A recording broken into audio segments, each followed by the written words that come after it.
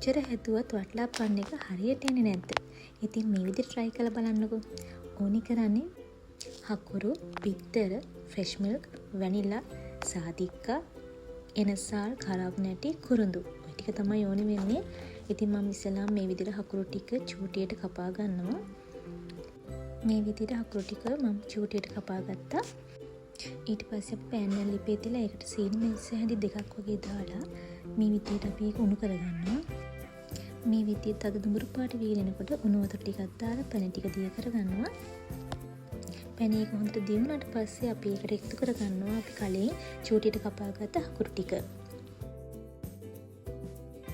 ඊට පස්සේ මේ විදිහට හොඳට මික්ස් කරගන්නවා හකුරු ටික හොඳටම දිය වෙනකම්. මේ විදිහට හකුරු ටික හොඳටම දිය කරගන්න ඕනි. ඔන්න දැන් තමයි මගේ චූටි බබා මට උදා කරන වෙලාව. ඉතින් එයාට මේ ටික මම කොටන් දුන්නා.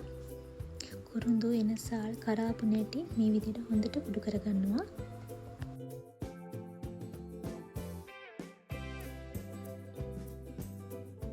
ඊට පස්සේ අපි හකුරු එකට ලුණු ටික ඊට පස්සේ අපි අර කුඩු කරගත්ත එනසාල් කරාපු නැටි කුරුඳු ටික දාලා හොඳට මික්ස් කරගන්නවා.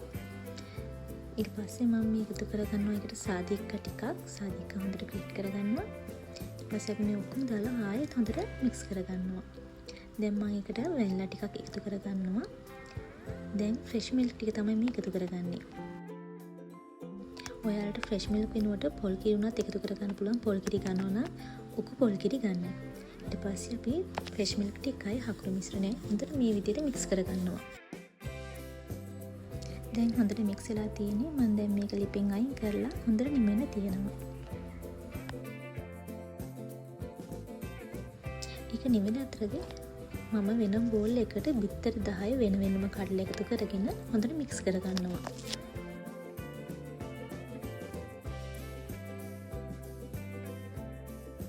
මම බිත්තර ටික මික්ස් කරන්න පාවිච්චි කරන්නේ ගෑරප්පුවා. මේ විදිහට මම හොඳට බිත්තර ටික මික්ස් කරගන්නවා. මෙන්න මේ තරමට වෙන්න හොඳට මික්ස් වෙන්න ඕනේ. හකුරු ටික හොඳටම නිවුණාට පස්සේ අපි දැන් මේ විදිහට බිත්තර ටික එකතු කරගන්නවා.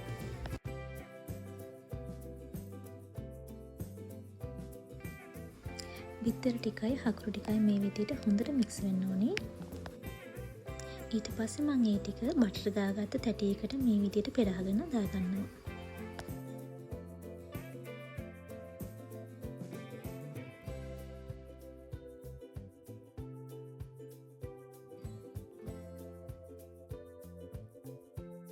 දැන් තියෙන්නේ මේක ස්ටීම් කරගන්න. මම මේ වෙලාවේදී පාවිච්චි කරන රයිස් කුකර් එක. රයිස් කුකර් එකට දාලා මම විනාඩි 45ක් වගේ ස්ටීම් කරගත්තා. මම ෆොයිල් පේපර් එකකින් කවර් කරන්න ගියේ නැහැ. ෆොයිල් පේපර් එකකින් කවර් කරන්නේ නැතුව මේ විදිහට තමයි මම ස්ටීම් කරගන්නේ. මේ විනාඩි 45කට පස්සේ දැන් හොඳටම තැම්බිලා තියෙන්නේ. වටලප්පන් එක හොඳටම නිවුණාට පස්සේ ෆ්‍රිජ් එකට දාගන්න ඕනේ. මේ තියෙන ෆ්‍රිජ් එකට දාලා පහුවදා ලස්සන පාරට ඇවිල්ලා තියෙනවා. දැන් මම කචු ටිකක් ඒක උඩින් දාලා ලස්සන කරගන්නවා. ඉතින් අපි හදපු වටලප්පම මේ විදිහට තමයි තියෙන්නේ. අපි කෑල්ලක් කපලා බලමු ඇතුළ කොහොමද තියෙන්නේ කියලා.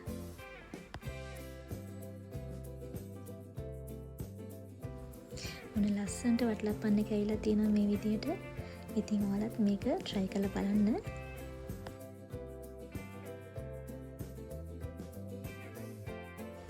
ගොඩක් අමාරුත් නැහැ මේ රෙසිපි එක. ඉතින් ඔයාලා අනිවාර්යෙන් try කරලා බලලා කමෙන්ට් එකක් දාන්න.